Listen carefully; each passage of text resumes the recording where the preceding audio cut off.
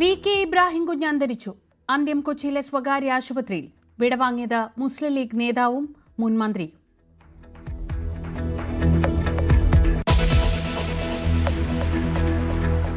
ശബരിമല സ്വർണ്ണ കവർച്ചയ്ക്ക് പിന്നിൽ വൻ ഗൂഢാലോചനയെന്ന ഹൈക്കോടതിയിൽ SIT.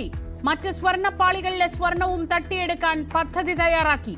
തെളിവുകൾ നശിപ്പിക്കാൻ പ്രതികൾ ബംഗളൂരുവിൽ കൂടിക്കാഴ്ച നടത്തിയെന്നും SIT.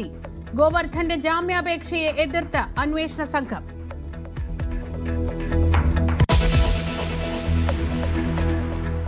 നടൻ വിജയ്ക്ക് CBIയുടെ സമൻസ്. കരൂർ ദുരന്തം അന്വേഷിക്കുന്ന സംഘത്തിന് മുൻപാകെ ഈ മാസം 12-ന് ഹാജരാകണം.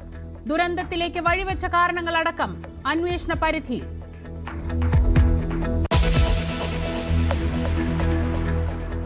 രാഷ്ട്രീയ പാർട്ടികൾക്ക് മുന്നറിയിപ്പുമായി കത്തോലിക്ക സഭ.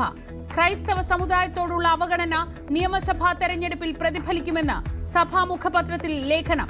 JB കോശി കമ്മീഷൻ റിപ്പോർട്ട് നടപ്പാക്കാത്തത് അനീതിയെന്നും വിമർശനം. റിപ്പോർട്ടിന്മേലുള്ള നടപടികൾ അവലോകനം ചെയ്ത മുഖ്യമന്ത്രി.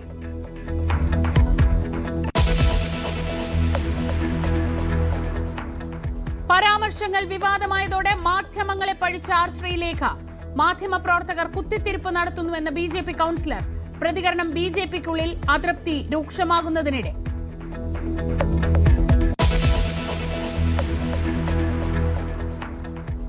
ബംഗ്ലാദേശിൽ ഹിന്ദുക്കൾക്ക് നേരെ ആക്രമണം തുടരുന്നു. 24 മണിക്കൂറിനിടെ കൊലപ്പെടുത്തിയത് 2 ഹിന്ദു യുവാക്കളെ.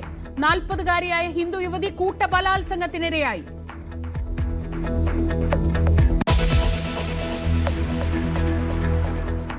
ഉള്ളൂർ ക്ഷേത്രത്തിൽ ആനയെ പാപ്പാൻ മർദ്ദിച്ചതിൽ വനം വകുപ്പ് കേസെടുക്കും. നാട്ടാന പരിപാലന ചട്ടപ്രകാരം നടപടി.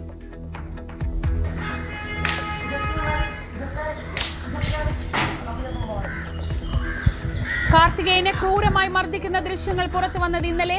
പാപ്പാൻ വിഷ്ണു ലഹരി ഉപയോഗിക്കുന്ന ദൃശ്യങ്ങളും പുറത്ത്.